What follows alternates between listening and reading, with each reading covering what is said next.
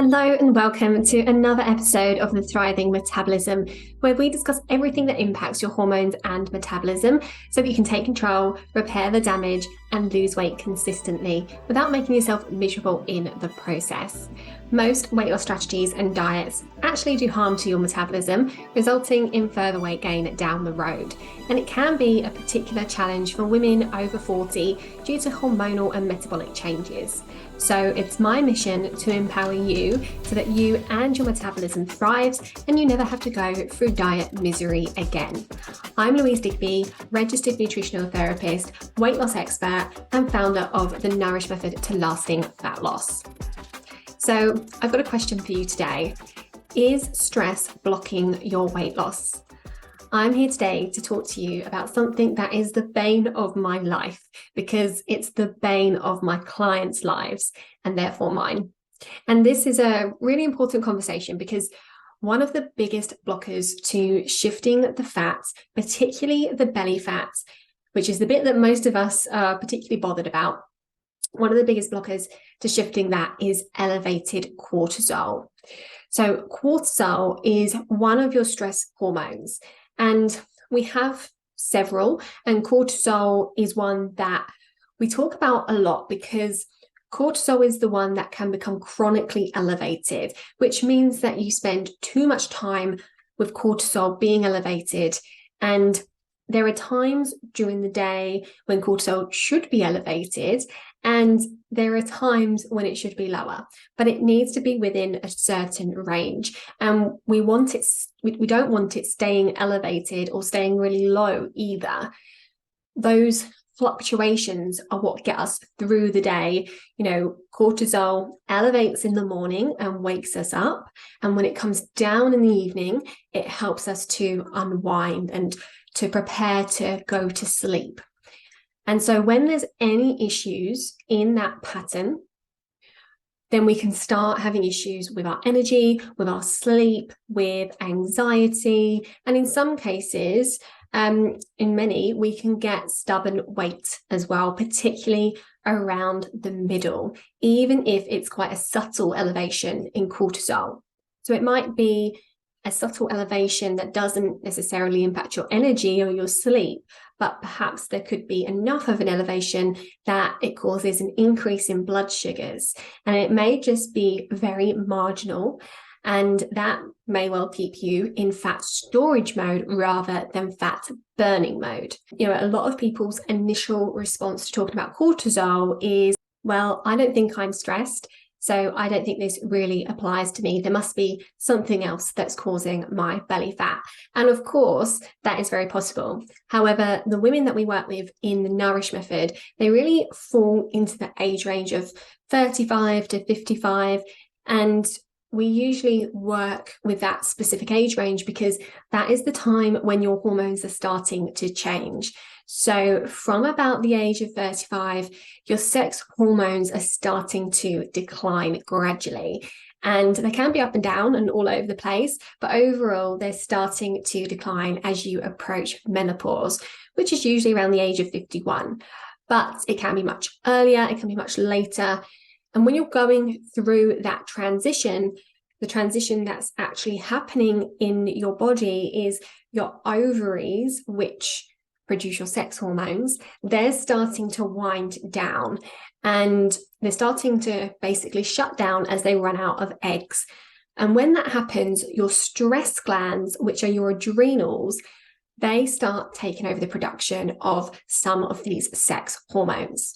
So what this means is that really the closer you get to menopause, the more your adrenal glands are doing the bulk of the work producing your sex hormones. So what this can mean is that you can become quite sensitive to any sort of stressors. It can be that any stressor, which could be emotional, it could be psychological, it could be physical, it could be financial worries, or it could be bereavement, or it could be a physical stress like pain or over exercising or extreme temperatures. So stress is not just the obvious stress that we all know and recognize. It can be much more physical.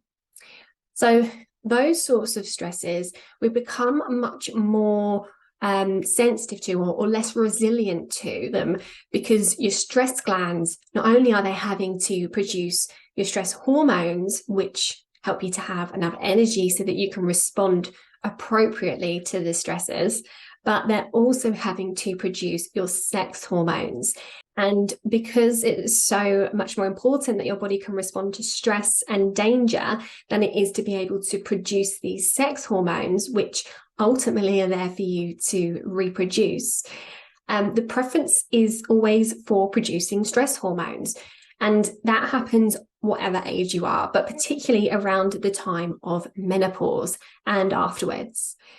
So when there's any sort of elevation in cortisol there, you're much more likely to struggle with stubborn belly fat. And there are two key reasons why. One, because elevated cortisol, it increases your blood sugars, which keeps you in fat storage mode, but also because your body prioritizes those hormones over the sex hormones. Your estrogen level can be greatly decreased. It decreases anyway when you're going through this transition, but it can be decreased even more than usual, which can cause really stubborn weight and a lot of these symptoms that we associate with menopause. So this is why it's so important. And if you are finding that no matter how much you exercise and no matter how little you eat, how much you cut back, you just cannot shift the weight, be it anywhere on your body or on the belly fat, then there's a very good chance that there's something more going on. And what I talk about all the time is how there's all these different factors, things going on with your gut bacteria, deficiencies, intolerances, hormone balance, of course. And, your stress levels are really one of the big pieces of the puzzle. So this is definitely an area to prioritize.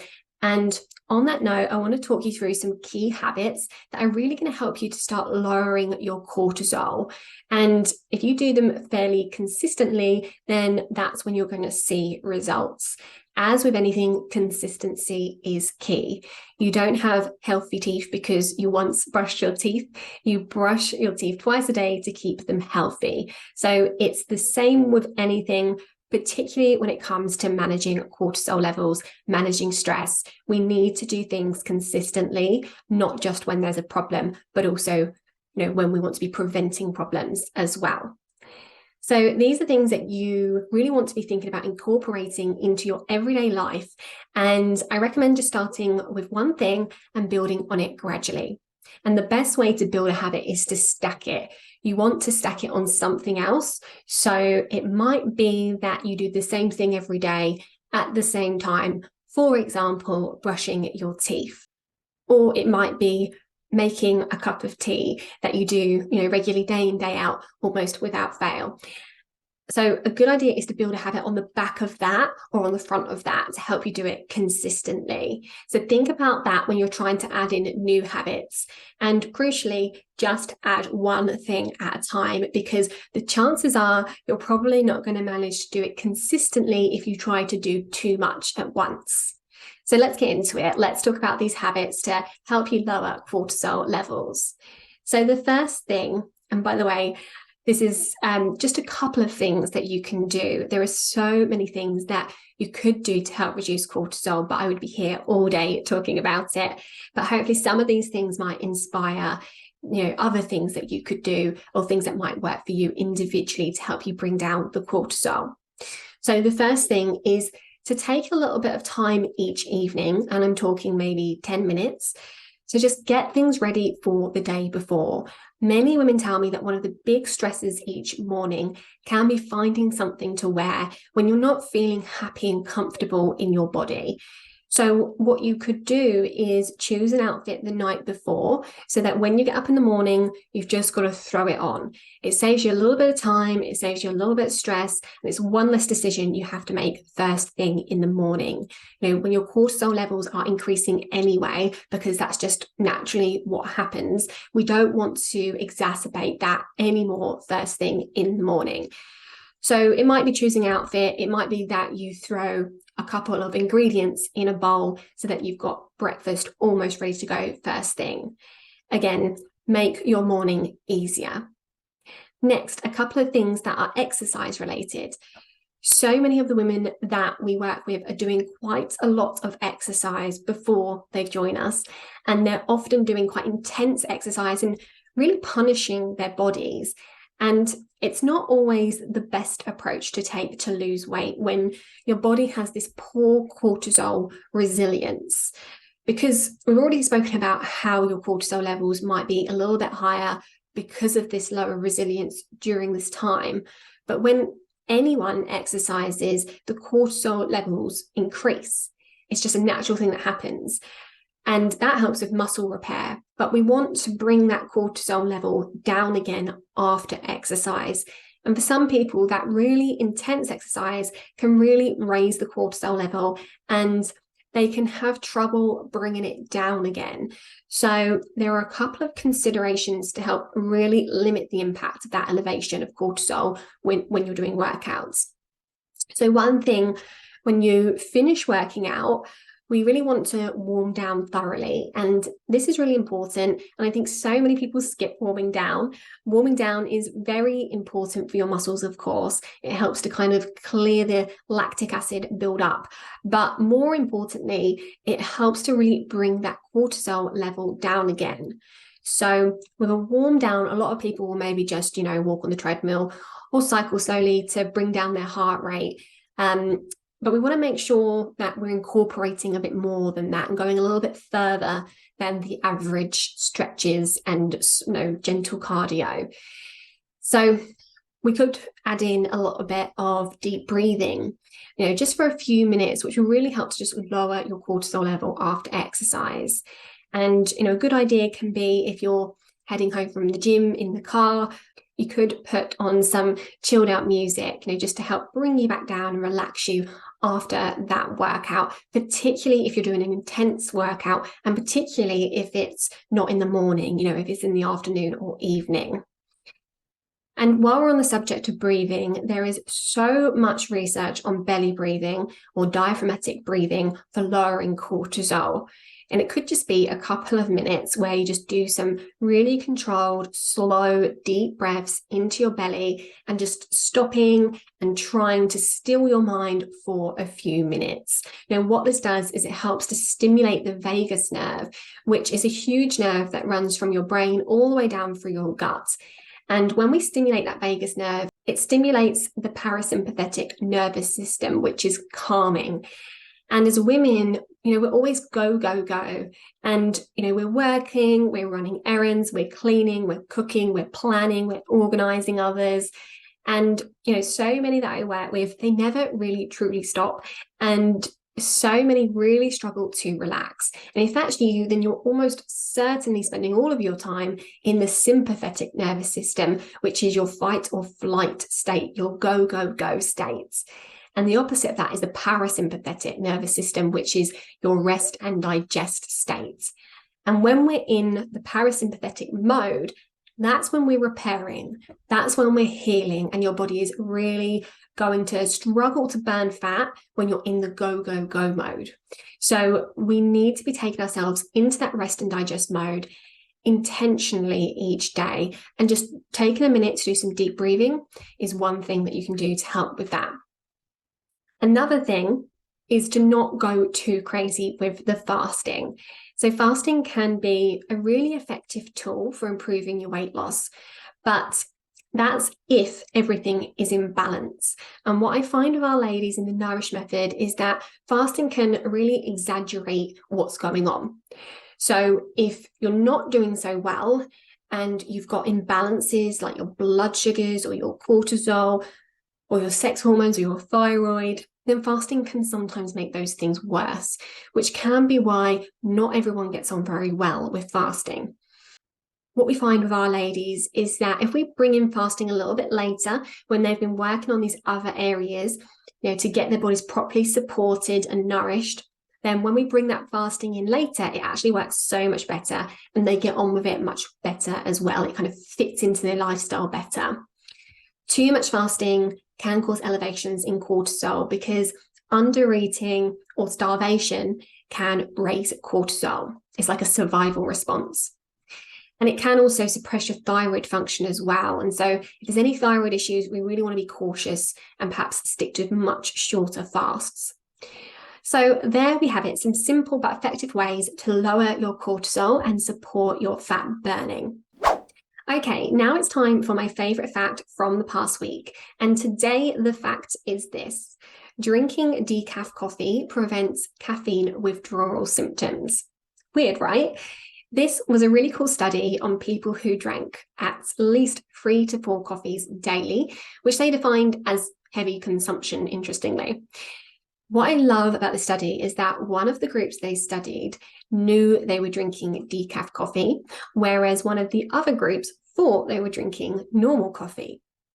And the group that was drinking decaf but thought they were drinking normal coffee, they had fewer withdrawal symptoms than those that knew they were drinking decaf coffee.